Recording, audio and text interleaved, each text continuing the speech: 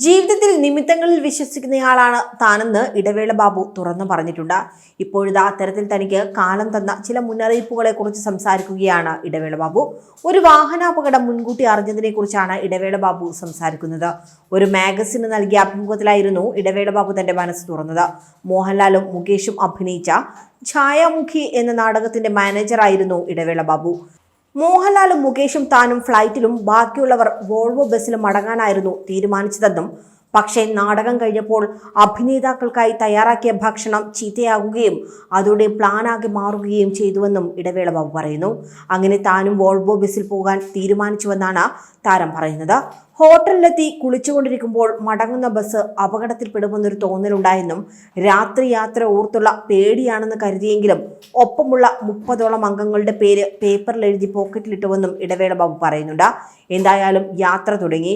ക്ഷീണം കൊണ്ട് എല്ലാവരും ഉറക്കത്തിലായി എന്നും, പെട്ടെന്നാണ് താൻ വലിയൊരു ശബ്ദം കേട്ടതെന്നും, ബസ് എവിടെയോ ഇടിച്ച് 3 പ്രാവശ്യം മറിഞ്ഞ് ഒരു കൊക്കയിലേക്ക് വീണുവെന്നും, പിന്നീട് കൂട്ടക്കരച്ചിലും നിലവിളിയുമാണ് താൻ കേട്ടതെന്നും ഇടവേള ബാബു ഓർക്കുന്നുണ്ട്. താൻ കൈകൊണ്ടിടിച്ച് ഗ്ലാസ് ഇടിച്ചു പൊട്ടിച്ച് പുറത്തു കടന്നു.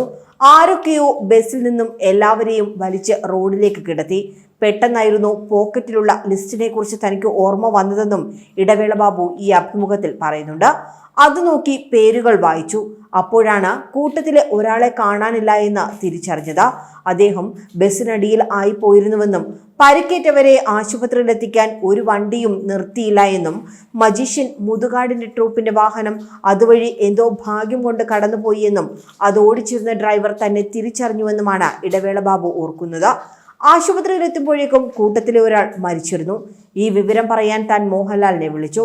ഫോൺ എടുത്തയുടൻ അദ്ദേഹത്തിന്റെ ചോദ്യം എന്തെങ്കിലും അപകടം ഉണ്ടായോ എന്നായിരുന്നുവെന്നും, മോഹൻലാലിന്റെ മനസ്സിലും അപകടത്തിന്റെ തോന്നലുണ്ടായെന്ന് അദ്ദേഹം തന്നോട് പറഞ്ഞുവെന്നുമാണ് ഇടവേള ബാബു ഓർക്കുന്നത്. അതേസമയം മലയാള സിനിമയുടെ പ്രിയങ്കരനാണ് ഇടവേള ബാബു.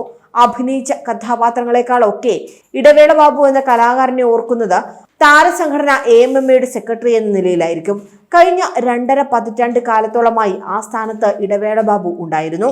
നേരത്തെ ഇന്നസെന്റ് AMMയുടെ പ്രസിഡന്റ് ആയിരുന്നപ്പോഴും പിന്നീട് മോഹൻലാൽ പ്രസിഡന്റ് ആയപ്പോഴും ഇടവേള ബാബു തന്നെയായിരുന്നു സെക്രട്ടറി സ്ഥാനത്ത്. ഇപ്പോഴിതാ ആ സ്ഥാനം ഒഴിയുകയാണ് ഇടവേള ബാബു. AMMയുടെ കീഴിൽ മോഹൻലാലിനെയും മമ്മൂട്ടിയെയും വരെ നയിച്ചുകൊണ്ടാണ് ഇടവേള ബാബു നാളിതുവരെ മലയാള സിനിമയിലെ പ്രമുഖനായി നിറഞ്ഞു നിന്നത്. താരസംഘടനയ്ക്ക് വേണ്ടി തന്റെ കരിയറും ജീവിതവും എല്ലാം അദ്ദേഹം മാറ്റിവെച്ചു. തന്റെ ആത്മാർത്ഥതയും അർപ്പണബോധവും കൊണ്ടാണ് AMMയുടെ സെക്രട്ടറി എന്ന നിലയിൽ ഇടവേള ബാബുവിന് തിളങ്ങാനായത്. AMM സംഘടനയിൽ നിന്നും താൻ സാമ്പത്തിക നേട്ടങ്ങളൊന്നും ഉണ്ടാക്കുന്നില്ല എന്നും ഇടവേള ബാബു തുറന്നു പറഞ്ഞിട്ടുണ്ട്. പുതിയ ആളുകൾ നേതൃനിരയിലേക്ക് വരേണ്ടതുണ്ട്. ആ സ്ഥാനത്തില്ല എങ്കിലും നേതൃനിരയിലേക്ക് വരുന്നവർക്ക് ഒപ്പം നിന്ന് സഹകരിക്കാൻ താൻ തയ്യാറാണെന്നും ഇടവേള ബാബു വ്യക്തമാക്കി കഴിഞ്ഞു. കൂടുതൽ വാർത്തകൾക്കായി B4 Blaze ഫോളോ ചെയ്യൂ, സബ്സ്ക്രൈബ് ചെയ്യൂ.